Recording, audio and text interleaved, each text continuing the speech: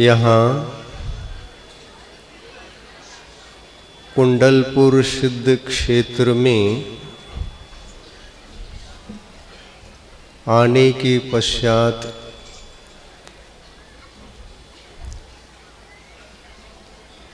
ऐसी नवीनतम अनुभूति हो रही है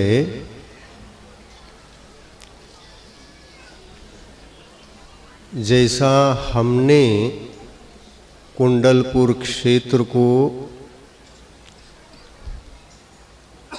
सन 1976 और 72 में 77 में 76 और 77 में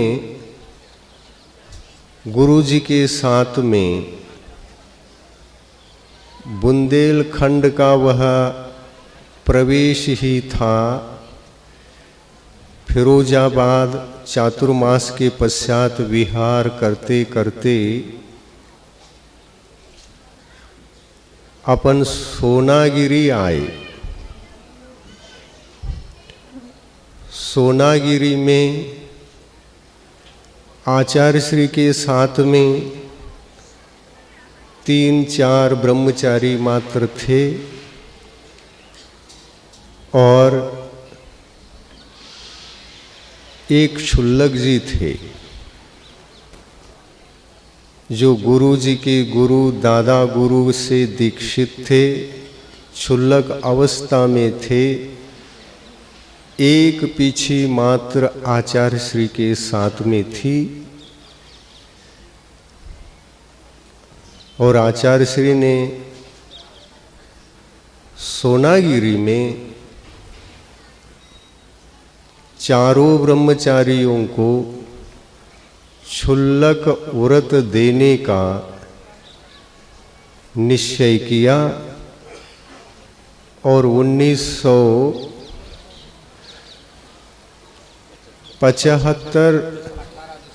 18 दिसंबर को सोनागिरी में हम लोगों को क्षुल्लक दीक्षा प्रदान की।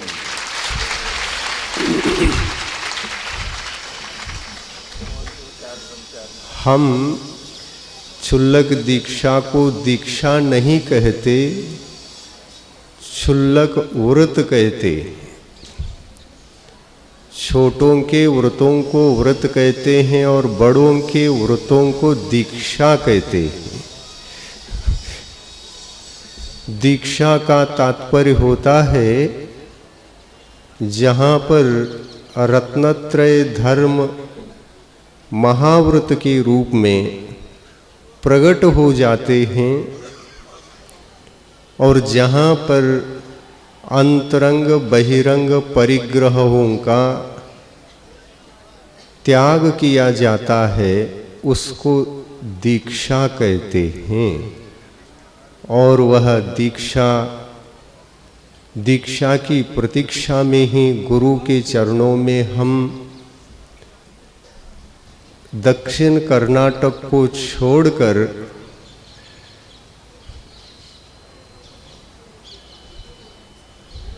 चलते शिक्षण पढ़ाई को रोक करके ही बीच में हम चले आए थे। निमित्त मिलता है दिगंबर गुरुओं का ही। चातुर्मास हुआ था सदलगा ग्राम में और दिगंबर गुरुओं के प्रवचन के लिए हम कॉलेज को एब्सेंट करके ही सुनने के लिए जाते थे।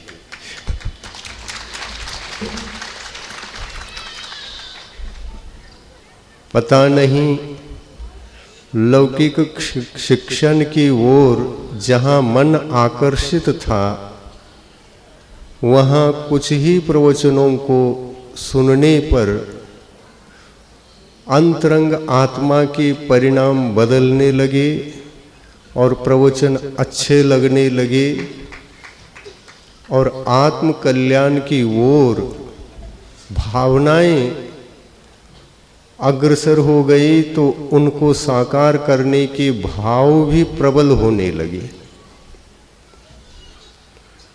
उनका चातुर्मास संपन्न हुआ।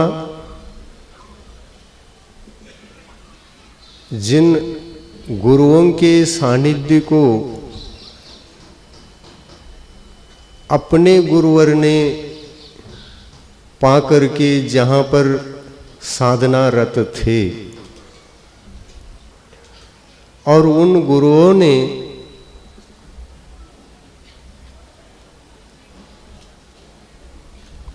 इनको संपन्न बनाने के लिए दर्शन से, ज्ञान से, चारित्र से, तप से, चतुर्विध आराधना से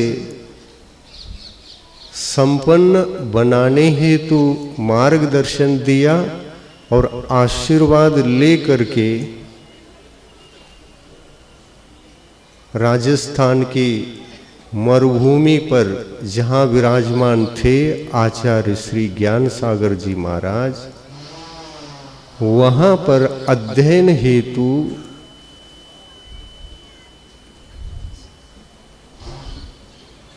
ब्रह्मचर्य अवस्था में ही चले गए थे और राजस्थान के सुप्रसिद्ध नगर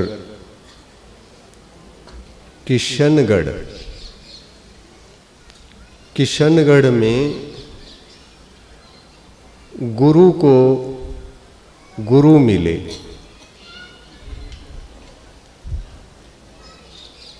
और अपने गुरु हमको वहीं मिले जहां उनको गुरु मिले थे, हमारे गुरु वहीं मिले।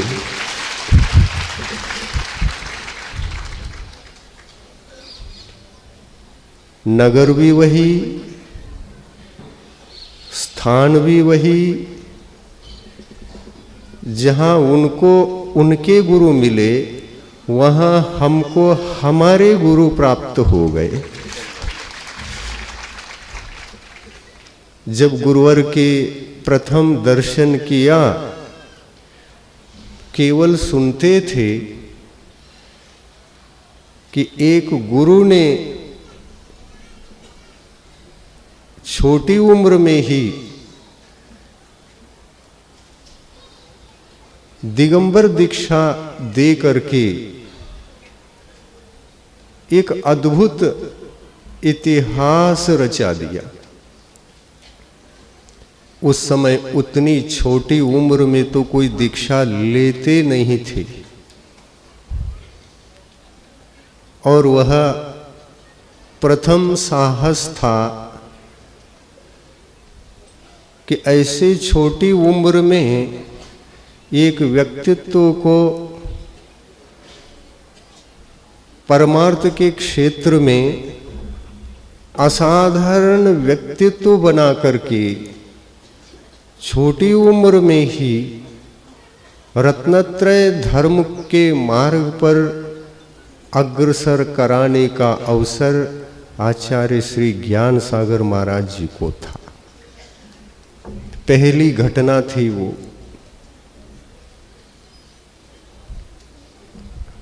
दक्षिण में तो ये सब विषय कुछ भी पता नहीं था हम लोगों को। जब गुरुवर ने ग्रह त्याग किया होगा, अपनी उम्र क्या रही होगी, हम दूसरी तीसरी कक्षा पढ़ते होंगे। उस समय उन्होंने ग्रह परित्याग किया था। हमने कभी वहीं रह करके परिवार के सबके लोगों को देखा था, लेकिन गुरु जी को देख नहीं पाए थे। शायद भाग्य ने बहुत बड़े भाग्य के दरवाजों को खोलने के लिए दर्शन को रोक रखा हो।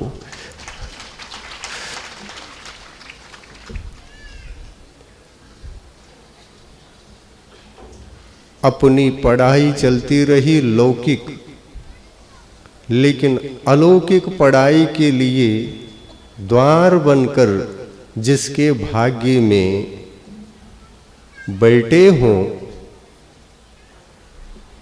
वो भाग्य का द्वार खुला और हम लगभग 18 साल के थे। यहाँ पर जो चातुर्मास हुआ कुंडलपुर क्षेत्र पर, यह क्षुल्लक दीक्षा के साथ प्रथम चातुर्मास यहाँ का था।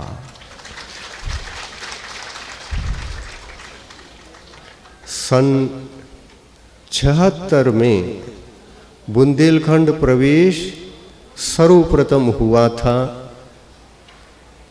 और एक नहीं डबल चातुर्मास यहीं पर हुए थे। सन 76 का एक और 77 का एक गुरु जी के सानिध्य में हम लोग एक छोटे बालक के रूप में रहकर यहाँ पर विद्याभ्यास करते थे। 4 लोग थे केवल। हमको मूलाचार प्रदीप की कक्षा, ये जो यल आकार से मंदिर बने हुए हैं अभी,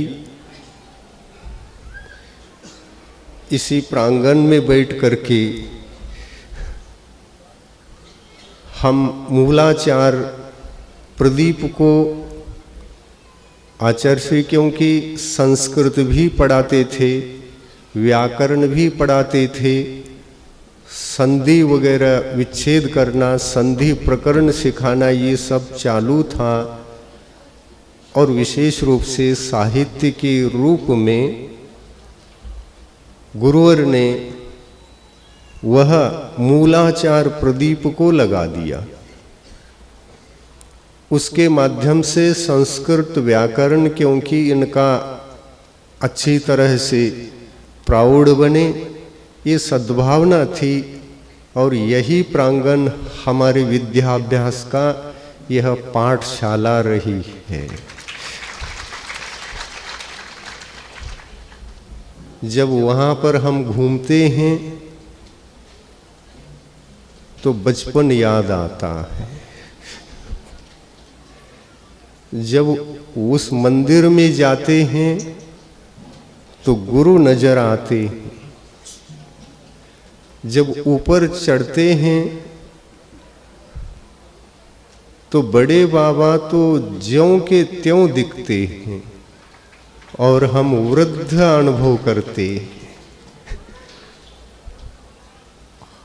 बड़े बाबा के साथ छोटे बाबा को और अपने को जब हम तुलना करते हैं तो बचपन याद आता है, गुरु का भी और हमारा भी। आचार्य श्री लगभग 30 साल के थे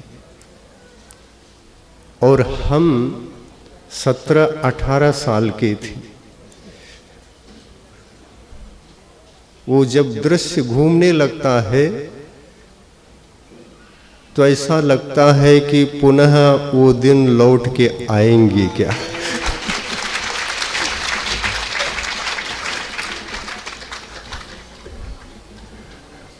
नहीं आ सकते। अतीत को लौटाना किसी के वश की बात नहीं। अतीत अतीत हो जाता है, अतीत व्यतीत हो जाता है तो लौट कर नहीं आता, स्मृतियों को छोड़ करके चला जाता है। और जैसे जैसा काल व्यतीत होता है तो अतीत को सुनने के लिए लोग भी इच्छुक हो जाते हैं, हमको संस्मरण सुनाओ।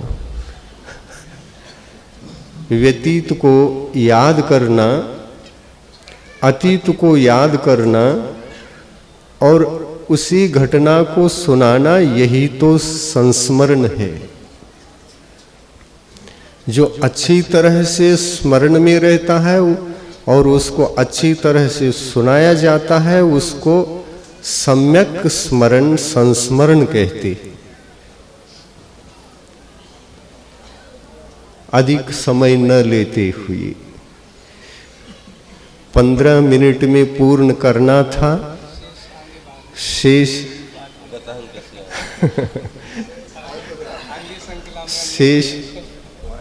आगे और देखा जाएगा, किंतु बहुत ज्यादा नहीं, 6 बज रहा है।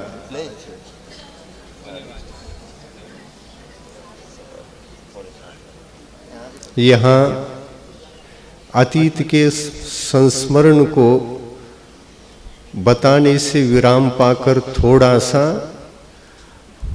वर्तमान के प्रभाव को भी हम सुनाना चाहते हैं। यहाँ आने के बाद हमको ऐसा लगा, इतने सारे मुनि महाराजों के बीच हम कभी आए नहीं थे।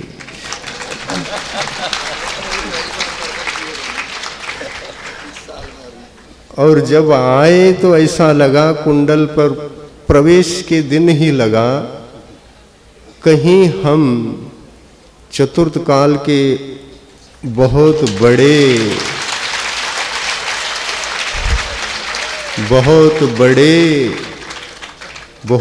बड़े एक दिगंबर श्रमण संघ में प्रवेश कर रहा हूं, और ये सपना तो नहीं, क्या असल में है, ऐसी अनुभूति होने लगी थी। जैसे जैसे दिन जा रहे हैं, वैसे वैसे एक अलौकिक अनुभूति जो होनी चाहिए थी, वो 2-3 दिन में ही हो रही है। उस समय कहाँ हो सकती थी? जो हम 4 ही जन क्षुल्लक थे, आचार्य श्री अकेले थे, लेकिन आचार्य श्री ने बुंदेलखंड में आने के पश्चात इतने बड़े संघ की संरचना की। यह संघ शतमानों तक जैन धर्म, जैन शासन की प्रभावना करता रहेगा।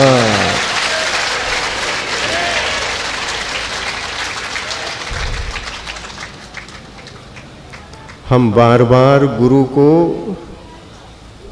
स्मरण करेंगे, स्मरण करना पड़ रहा है। हम जिस उद्देश्य से निकले थे, वह उद्देश्य पूर्ण नहीं हो सका। यह एक ही व्यथा अंत में रह गई। बहुत बड़ा पुरुषार्थ करके प्रतिनित्य अविरल रूप से, अविराम रूप से 30-30 किलोमीटर रोज चले। गुरु के चरणों तक पहुंचने के लिए केवल 6 दिन आवश्यक थे। लेकिन जो भाग्य होता है, वो कर्मों के हाथ में रहस्यमय छिपा हुआ होता है। उसको कौन जान सकता? कर्मों के रहस्य को कोई नहीं जान सकते। अगर जानने में आ जाए तो फिर 6 दिन पहले ही निकल जाते हम। ये कैसे हो सकता है? कोई अवधि ज्ञानी नहीं, कोई जाति स्मरण नहीं, कोई भविष्य के ज्ञाता इस धरती पर नहीं है जिसको पूछकर हम कार्य कर सके। बड़े बड़े ज्योतिषी हैं, भविष्य को नहीं बता सकते। कैसे किससे पूछेंगे कार्य सिद्धि के लिए? अधिक समय नहीं लेते हुए मैं अपने प्रवचन को विराम करता हूँ और गुरुवर से इतनी ही प्रार्थना करता हूँ, ये दर्शन के जो अधूरे दिन रह गए हैं और कहाँ आप बैठे हैं, कितना चलना पड़ेगा और पहुँचना पड़ेगा, संकेत देंगे तो उधर भी आएंगे भगवान।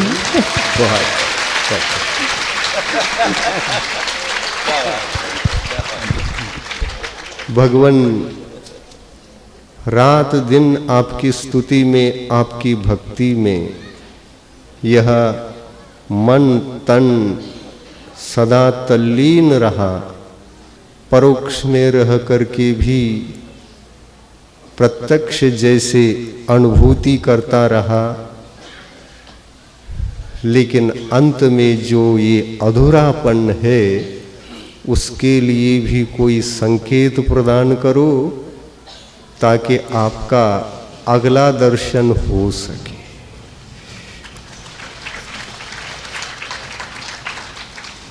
संत शिरोमणि आचार्य गुरुवर श्री विद्यासागर मुनि महाराज की